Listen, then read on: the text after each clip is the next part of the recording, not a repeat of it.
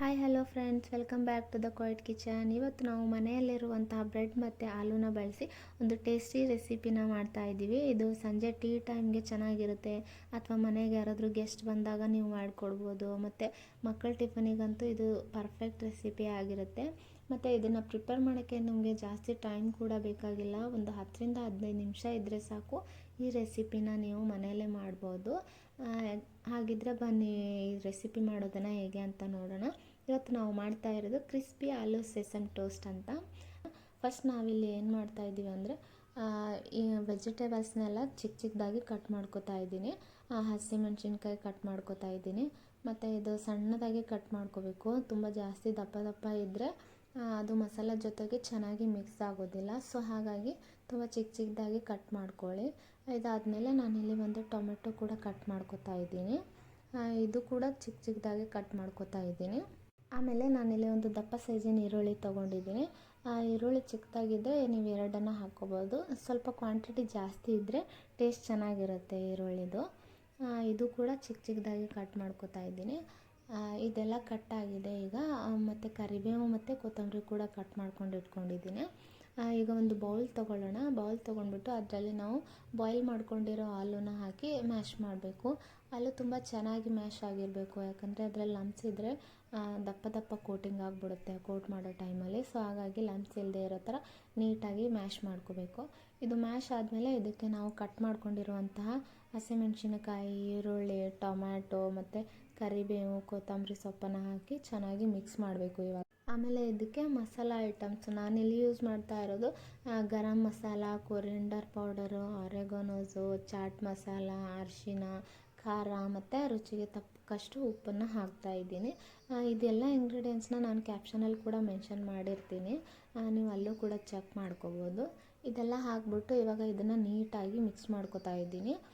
ಎಲ್ಲ ಮಸಾಲೆದು ಹಾಲು ಚೆನ್ನಾಗಿ ಮಿಕ್ಸ್ ಆಗಬೇಕು. ಅದು ನೀಟಾಗಿ ಎಲ್ಲ ಕಡೆ ಸ್ಪ್ರೆಡ್ ಆಗೋ ಥರ, ಮಸಾಲೆನ ಎಲ್ಲ ಕಡೆ ಸ್ಪ್ರೆಡ್ ಆಗೋ ಥರ ಹಾಲನ್ನ ನೀಟಾಗಿ ಕಲಿಸ್ಕೊಳ್ಳಿ ಈ ಥರ.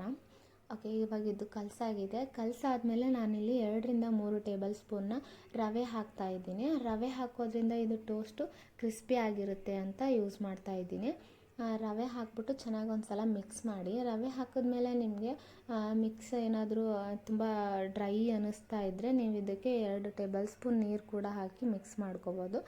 ಬಟ್ ಜಾಸ್ತಿ ನೀರು ಹಾಕಬೇಡಿ, ಯಾಕಂದರೆ ಆಲ್ರೆಡಿ ವೆಜಿಟೇಬಲ್ಸಿಂದ ನೀರು ಬಿಟ್ಟಿರುತ್ತೆ. ಸೊ ಹಾಗಾಗಿ ತುಂಬ ಡ್ರೈ ಆಗಿದ್ದರೆ ಮಾತ್ರ 2 ಸ್ಪೂನ್ ನೀರು ಹಾಕ್ಬಿಟ್ಟು ಚೆನ್ನಾಗಿ ಮಿಕ್ಸ್ ಮಾಡ್ಕೊಳ್ಳಿ. ಇದೆಲ್ಲ ಹಾಕ್ಬಿಟ್ಟು ಮಿಕ್ಸ್ ಮಾಡಿದ್ರೆ ಸ್ಪೈಸಿ ಆಲೂ ಮಿಶ್ರಣ ರೆಡಿ ಆಗಿಬಿಡುತ್ತೆ. ನೆಕ್ಸ್ಟ್ ನಾವು ಇವಾಗ ಏನು ಮಾಡಬೇಕು ಅಂದರೆ ಬ್ರೆಡ್ನ ತೊಗೋಬೇಕು. ಬ್ರೆಡ್ ಸ್ಲೈಸ್ ತೊಗೊಂಡು ನೀವು ಬೇಕಂದರೆ ಅದು ಸೈಡ್ಸ್ನ ಕಟ್ ಮಾಡ್ಕೊಳ್ಳಿ. ನಾನಿಲ್ಲಿ ಕಟ್ ಮಾಡ್ಕೋತಾ ಇಲ್ಲ, ಅದೇ ಹಾಗೆ ಯೂಸ್ ಮಾಡ್ತಾ ಇದ್ದೀನಿ. ಅದು ಕಟ್ ಮಾಡ್ಕೊಳ್ದೇ ಇದ್ದರೂ ಕೂಡ ಏನು ಇಶ್ಯೂಸ್ ಇಲ್ಲ, ಅದು ಹಾಗೆ ಮಾಡಿದ್ರೂ ಚೆನ್ನಾಗೇ ಇರುತ್ತೆ, ಟೇಸ್ಟ್ ಏನು ಚೇಂಜ್ ಆಗೋದಿಲ್ಲ. ಇವಾಗ ಬ್ರೆಡ್ನಲ್ಲಿ ಒಂದು ಸೈಡಿಗೆ ನಾನು ಮಿಶ್ರಣ ಮಾಡಿಟ್ಕೊಂಡಿದ್ದೀನಲ್ಲ ಹಾಲುದು, ಅದನ್ನು ಹಾಕಿ ಚೆನ್ನಾಗಿ ಅದು ಬ್ರೆಡ್ಡು ಮತ್ತು ಅದು ಮಸಾಲ ಮಿಕ್ಸ್ ಮಾಡಿರೋಂತಹ ಮಸಾಲ ಎಲ್ಲ ಚೆನ್ನಾಗಿ ಅಂಟ್ಕೊಳ್ಳೋ ಥರ ಪ್ರೆಸ್ ಮಾಡಿ ಅದನ್ನು ಸ್ಪ್ರೆಡ್ ಮಾಡ್ತಾಯಿದ್ದೀನಿ ಒಂದು ಸೈಡಲ್ಲಿ ಬ್ರೆಡ್ ಮೇಲೆ. ನೋಡಿ ಇದೇ ಥರನೇ ಸ್ಪ್ರೆಡ್ ಮಾಡಿ ಚೆನ್ನಾಗಿ. ಈ ಥರ ನೀಟಾಗಿ ಫುಲ್ ಬ್ರೆಡ್ ಎಲ್ಲ ಕವರ್ ಆಗಬೇಕು. ಕವರ್ ಆಗೋವರೆಗೂ ಚೆನ್ನಾಗಿ ಮಿಕ್ಸ್ ಮಾಡಿ. ಆಮೇಲೆ ನೀವು ಇಲ್ಲಿ ಮಿಕ್ಸ್ ಮಾಡ್ತಿರ್ಬೇಕಾದ್ರೆ ಬ್ರೆಡ್ ಮಸಾಲ ಏನಿದೆ ಅಲ್ಲ, ಆಲೂ ಮಸಾಲ, ಅದನ್ನು ಜಾಸ್ತಿ ದಪ್ಪಗೆ ಹಾಕಬೇಡಿ ಬ್ರೆಡ್ ಮೇಲೆ. ಯಾಕಂದರೆ ದಪ್ಪ ಹಾಕೋದ್ರಿಂದ ಅದೇನಾಗ್ಬಿಡುತ್ತೆ, ತುಂಬ ಸಾಫ್ಟಾಗಿಬಿಡುತ್ತೆ, ಅದು ಕ್ರಂಚಿ ಆಗೋದಿಲ್ಲ. ಸೊ ಹಾಗಾಗಿ ಅದನ್ನು ಸ್ವಲ್ಪ ಥಿನ್ನಾಗಿನೇ ಹಾಕಬೇಕು, ಜಾಸ್ತಿ ಥಿಕ್ಕಾಗಿ ಹಾಕಬೇಡಿ ಬ್ರೆಡ್ ಮೇಲೆ. ಥಿನ್ನಾಗಿ ಹಾಕೋದ್ರಿಂದ ಅದು ಬ್ರೆಡ್ ಕ್ರಿಸ್ಪಿ ಆಗುತ್ತೆ. ಮತ್ತು ನಾವಿಲ್ಲಿ ಡೀಪ್ ಫ್ರೈ ಮಾಡ್ತಾ ಇಲ್ಲ, ಇದನ್ನು ಜಸ್ಟ್ ಶಾಲೋ ಫ್ರೈ ಮಾಡ್ತಾ ಇದ್ದೀವಲ್ಲ. ಸೊ ಹಾಗಾಗಿ ಅದನ್ನು ಆದಷ್ಟು ಎಷ್ಟು ತೆಳ್ಳಗಾಗುತ್ತೋ ಅಷ್ಟು ತೆಳ್ಳಗೆ ನೀಟಾಗಿ ಪ್ರೆಸ್ ಮಾಡಿ ಹಾಕಬೇಕು ಈ ಥರ.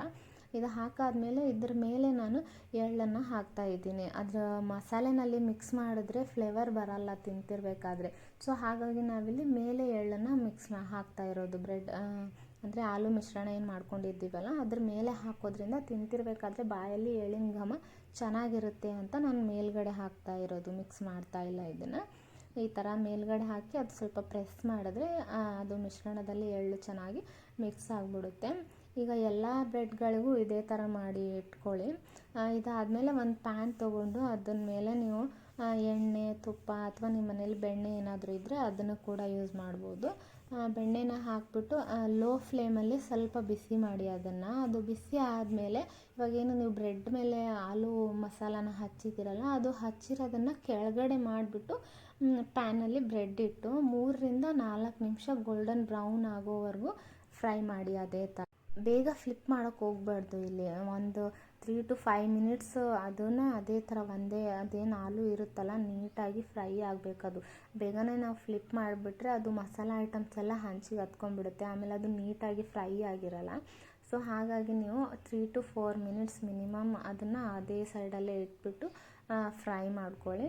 ಇದು ನೀಟಾಗಿ ಸ್ವಲ್ಪ ಫ್ರೈ ಆಗಿದೆ ಅಂತ ಅನಿಸಿದ ಮೇಲೆ ಅದನ್ನು ಫ್ಲಿಪ್ ಮಾಡಿಬಿಟ್ಟು ಇನ್ನೊಂದು ಸೈಡು ಕೂಡ ಕ್ರಿಸ್ಪಿ ಬರೋವರೆಗೂ ಲೋ ಫ್ಲೇಮಲ್ಲಿನೇ ಅದನ್ನು ಫ್ರೈ ಮಾಡಿ. ಯಾಕಂದರೆ ಹೈ ಫ್ಲೇಮ್ ಮಾಡಬೇಡಿ. ಹೈ ಫ್ಲೇಮ್ ಮಾಡಿದ್ರೆ ಅದು ಬ್ರೆಡ್ ಸುಟ್ಟೋಗೋ ಚಾನ್ಸಸ್ ಇರುತ್ತೆ. ಯಾಕಂದರೆ ಅದು ಬೇಗ ಸ್ವಲ್ಪನೇ ಹೈ ಫ್ಲೇಮ್ ಮಾಡಿಬಿಟ್ರೂ ಕೂಡ ಅದು ಬ್ರೆಡ್ ಬೇಗ ಸುಟ್ಟೋಗ್ಬಿಡುತ್ತೆ. ಸೊ ಹಾಗಾಗಿ ಲೋ ಫ್ಲೇಮಲ್ಲಿನೇ ನೀಟಾಗಿ ಮಸಾಲ ಎಲ್ಲ ನೀಟಾಗಿ ಕುಕ್ ಮಾಡ್ಕೋಬೇಕು ಚೆನ್ನಾಗಿ. ಈ ಥರ ನೋಡಿ ಇಲ್ಲಿ ಇದೇ ಥರನೇ ಫ್ಲಿಪ್ ಮಾಡಿಬಿಟ್ಟು ಎರಡೂ ಬದಿನ ಚೆನ್ನಾಗಿ ಗೋಲ್ಡನ್ ಬ್ರೌನ್ ಆಗೋವರೆಗೂ ಫ್ರೈ ಮಾಡಿ. ನೋಡಿ ಈ ಥರ ಎರಡು ಸೈಡಲ್ಲೂ ಈ ಥರ ಗೋಲ್ಡನ್ ಬ್ರೌನ್ ಆಗೋವರೆಗೂ ಫ್ರೈ ಮಾಡಿಬಿಟ್ರೆ ಕ್ರಿಸ್ಪಿ ಆಲೂ ಸೆಸಮ್ ಟೋಸ್ಟ್ ರೆಡಿ ಆಗಿಬಿಡುತ್ತೆ. ಇದು ತುಂಬ ಈಸಿಯಾಗಿದೆ, ಮನೇಲೂ ಕೂಡ ಚೆನ್ನಾಗಿರುತ್ತೆ ತಿನ್ನೋಕ್ಕೆ. ನೋಡಿ ಇದನ್ನು ಈಗ ಟೊಮೆಟೊ ಸಾಸ್ ಜೊತೆಗಾದರೂ ತಿನ್ಬೋದು, ಇಲ್ಲ ಅಂದರೆ ಗ್ರೀನ್ ಚಟ್ನಿ ಜೊತೆಗೆ ಕೂಡ ನೀವು ಟೇಸ್ಟ್ನ ಮಾಡ್ಬೋದು. ಇದು ಕ್ರಿಸ್ಪಿಯಾಗಿಯೂ ಇದೆ ಮತ್ತು ಸ್ಪೈಸಿಯಾಗಿಯೂ ಇದೆ, ಮತ್ತು ಎಳ್ಳಿನ ಕ್ರಂಚಿನೆಸ್ ಅಂತೂ ಬಾಯಲ್ಲಿ ತುಂಬಾ ಸೂಪರಾಗಿ ಫ್ಲೇವರ್ ಕೊಡ್ತಾಯಿದೆ. ಒಂದು ಸಾರಿ ನೀವು ಕೂಡ ಟ್ರೈ ಮಾಡಿದ್ರೆ ಮತ್ತೆ ಟ್ರೈ ಮಾಡಬೇಕನ್ನೋ ಅಷ್ಟು ಚೆನ್ನಾಗಿರುತ್ತೆ. ನೀವು ಕೂಡ ಟ್ರೈ ಮಾಡಿ ಹೇಗಾಗಿದೆ ಅಂತ ಕಮೆಂಟಲ್ಲಿ ತಿಳಿಸಿ. ಇದೇ ಥರ ವಿಡಿಯೋ ಬೇಕಾದರೆ ನಮ್ಮ ಚಾನಲ್ನ ಸಬ್ಸ್ಕ್ರೈಬ್ ಮಾಡೋದನ್ನು ಮರಿಬೇಡಿ. ಲೈಕ್ ಮಾಡಿ, ಶೇರ್ ಮಾಡಿ. ಮತ್ತೆ ಮುಂದಿನ ರೆಸಿಪಿಯೊಂದಿಗೆ ಭೇಟಿಯಾಗೋಣ. Thank you.